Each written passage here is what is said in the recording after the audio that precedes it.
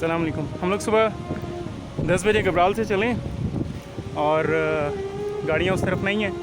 एक दो गाड़ियाँ नीचे खड़ी नज़र आ रही हैं। यहाँ से ऊपर गबराल तक गाड़ियाँ जा सकती हैं। ये सड़क यहाँ से ख़त्म हुई है।